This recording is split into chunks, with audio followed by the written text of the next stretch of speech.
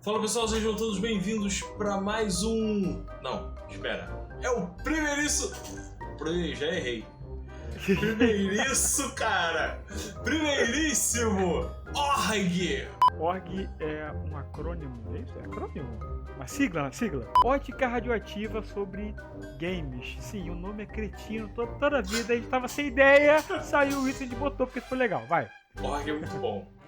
O nome completo não é muito legal não, mas... Não, é péssimo. Hoje a gente vai falar de... Quer saber? Então curte o vídeo, se inscreve no canal, deixe seu comentário dizendo o que você achou desse quadro. Eu sou o Gustavo de Rafael. Vamos falar sobre Death Stranding. Pois é. É o que a gente mais fala por aqui e o que mais tem se falado ultimamente, né? Como funciona esse quadro, né? Vamos começar como funciona. Verdade, tem que contextualizar. Na verdade, a gente vai trazer um pouco mais de elementos técnicos para esse quadro. São fatores mais explicativos, que hoje a gente vai começar com Death Stranding, que é difícil falar o nome, inclusive.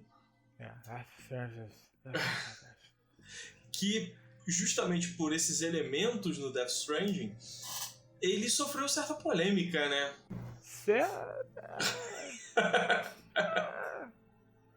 Tá um pouco. Um pouco. Como foi essa polêmica? Então, porque a galera tava ansiosa pelo jogo. Assim, eu vou te contar aqui, eu vou excluir os haters, né? Porque hater é que pariu, né? Não, nem gente. Só fala besteira, pois é. Mas da galera que tava querendo jogar o jogo, se deparou com a jogabilidade dele assim que ele foi lançado, alguns ficaram decepcionados porque a reclamação é que é basicamente um jogo onde você coloca o direcional pra frente e só faz isso.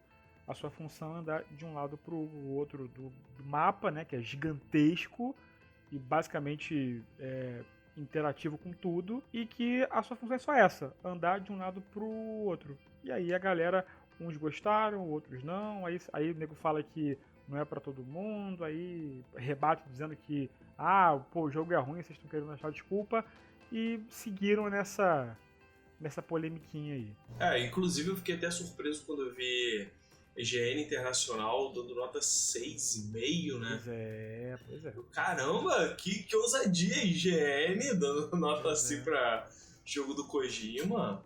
Mas a daqui no Brasil deu nota 10. O 9 foi coisa. Foi uma discrepância absurda. E aí, justamente lendo, a gente começou a entender essa polêmica, né? Mas a gente vai falar sobre os aspectos técnicos primeiro, para vocês perceberem como o que gerou tudo isso. Começa explicando pra gente sobre mundo aberto, jogo de mundo aberto. O primeiro que eu me lembro de ter jogado foi GTA. E quando eu falo GTA, é GTA 1. E a ideia dos jogos de mundo aberto ao longo dos anos foi mudando um pouco, e talvez o principal responsável por isso tenha sido o GTA, onde o nível de interação sua com o ambiente é muito grande, mesmo nos antigos. Aí veio o primeiro GTA 3D, que eu não lembro, acho que é o 3, não é? GTA 3. Que, se você compara com GTA 1 e 2, ele é vazio. Sim. Comparado com... Mas você, quando jogou, achou que, caraca, essa cidade tá com muita gente, que da hora. E a gente foi se acostumando com isso, saca? A gente foi se acostumando com jogos de mundo aberto, onde você tem muita coisa pra fazer, né? GTA San Andreas, GTA V, The Witcher, Skyrim. O próprio Skyrim já tem um pouco dessa coisa de você ficar andando de um lado pro outro. Só que como tem o Fast Travel, a galera meio que ignora. Só que eu, por exemplo, fui um jogador, vendo alguns reviews, né, de gamers que eu confio, eles comentavam que era interessante você não usar o Fast Travel, pelo menos nas primeiras horas do jogo. Porque você vai perder muito desse universo, né? Porque o cenário acaba sendo um personagem também em Skyrim. Não era só para não usar o Fast Travel nas missões iniciais, não. Depois que você meio que fecha ali o plot inicial nas 3 primeiras horas de jogo, e você começa a fazer side quest, o cara falou, anda a cavalo no jogo, vale a pena. E eu fiz isso, cara, e eu não me arrependi.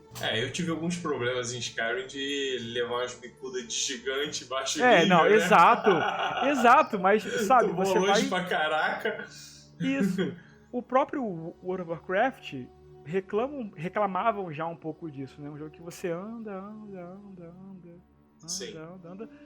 E tá aí fazendo sucesso há quanto tempo? The Witcher, ele é uma evolução do Skyrim. É um mundo maior do que o do Skyrim, só que ele parece menor por conta da quantidade enorme de coisa que você tem pra fazer. O Death Stranding, ele é um pouco diferente do mundo aberto comum, né? Sim, com certeza. Ele não é só simplesmente aquele mundão ali, você vai, tem os inimigos, tem os elementos, você interage com o mundo. Totalmente, né, digamos assim. Sim. Você tem que atravessar o rio usando escada, ponte, tem que subir morro, atravessar a neve, tem mecânica que muda tudo. Como que funciona mais ou menos essa mecânica? Porque é você contra o mundo, né? Não um mundo aberto, simplesmente. E é legal porque existe mecânica de equilíbrio. Sim. Saca? Ele brinca com a física do personagem que tá carregando um monte de tralha. Cara, é um jogo com mecânica pra calo no pé. Isso você vê o dedo do Kojima, mais especificamente por conta dessa forma meio japonesa de jogar. Você pega aqueles RPGs japoneses e eles têm um nível de detalhamento e de complexidade que às vezes é até meio fora do normal. E no Death Stranding, eu acho que é a medida quase certa pro ocidente, digamos assim, né? Para quem não é japonês, basicamente. Então, a mecânica de você segurar com as duas mãos a alça da mochila e andar e tal, e manter o equilíbrio, e ter botão para apertar, porque senão você cai pro lado direito, pro lado esquerdo e tal. Eu não esperava isso no jogo. Então, assim, se você botar o controle só pra frente, você não vai fazer o que você tem que fazer. Não vai. Você tem que prestar atenção.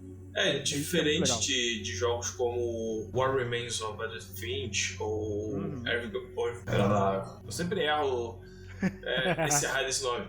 Everybody's Gone to Rapture, que realmente são walking simulators. Pois é. Você só anda e assiste a história, apesar de serem muito bons. Nesse você interage o tempo todo. Você não só anda, você explora mesmo. E não é uma exploração pra achar itens perdidos. Porque, por exemplo, no The Witcher, o incentivo que eles te dão pra explorar o mundo é você achar itens perdidos, achar colecionáveis, achar... catacumbas. Mas são uns negocinhos assim, sabe? Pra fazer uma armadura nova, pra fazer não sei o quê. No caso do Death Stranding, você tem que passar por ali, você tem que achar um caminho melhor, você tem que achar uma rota mais certa, e você tem a interação, né? E a história do jogo? Ela compensa essa parte, entre aspas, monótona de explorar o mundo? O tempo que você passa sozinho no jogo, ele faz com que as interações com outros personagens sejam muito mais significativas. Então, assim, não é só uma história sem pé nem cabeça, estilo Lost. Não.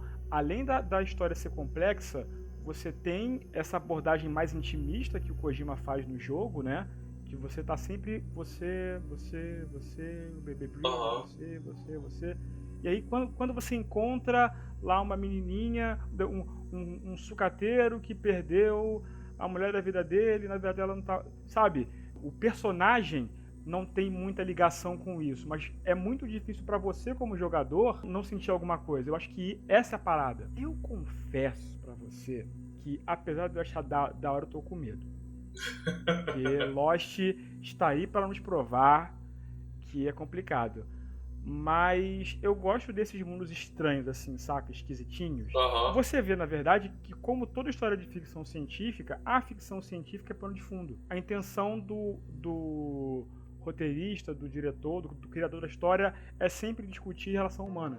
E é sobre isso que é Death Stranding, né? Exato. O mundo acabou, sabe lá por quê, não importa nesse início, e você tem que reconstruir a humanidade. Você tem aí discussões sobre filosofia de como lidar com o ser humano, aqueles conflitos de família, né, muito complexos e tal. E que é Kojima, né, cara? Japonês sabe trabalhar muito bem isso em história. E o Kojima sabe trabalhar muito bem isso em história para ocidental, porque não é a mesma coisa. Um momento de considerações finais sobre o jogo. Ele é um jogo diferentão. Mas por que ele é diferentão? O que foi de tão inovador para esse jogo, para ter gerado toda essa polêmica? Eu deixei pra falar no final sobre Mad Max. Aquele que 3 pessoas gostaram, eu adorei e sempre falo dele aqui. Opa, e vou defendê-lo. Eu vou ser mais um. Isso. Mais um criador do jogo. Ou a mãe do criador do jogo, né? Ah, é. E, cara, é um jogo que, guardada as devidas proporções, ele é igualzinho à intenção de Death Stranding. A intenção dele é muito parecida. Você tem um descampado gigante, porque o mundo de Mad Max é muito grande. Uhum.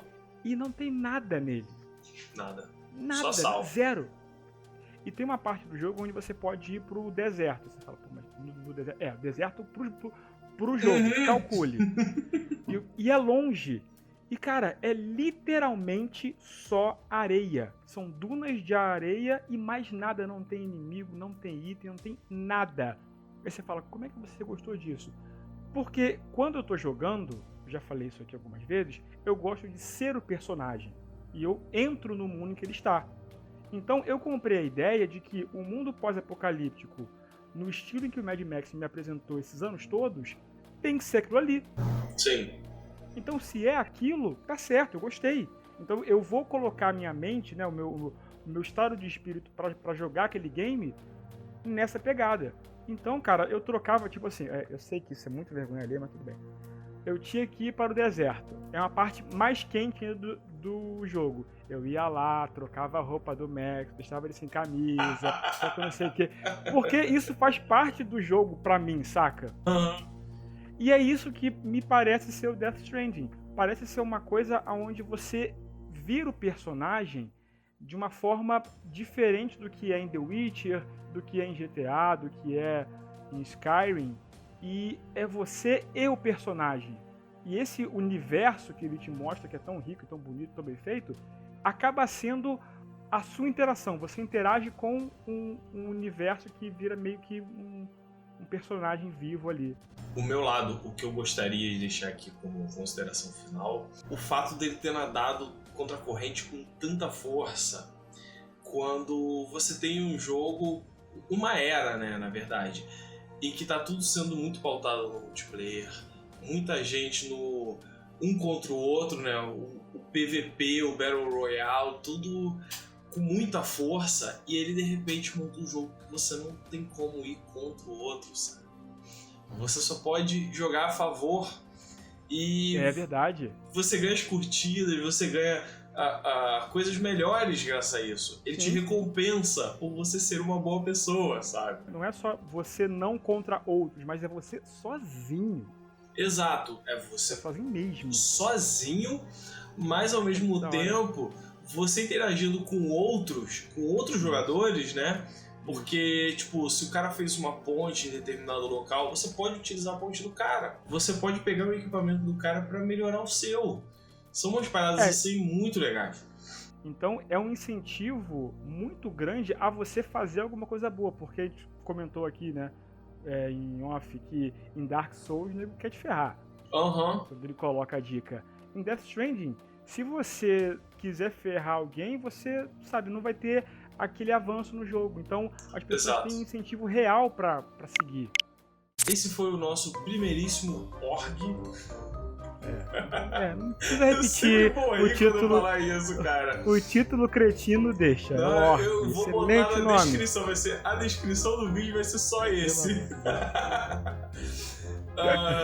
Se vocês gostaram, deixa sua curtida, se inscreve no canal, clica no sininho para receber notificações sobre os próximos vídeos, sobre mais org.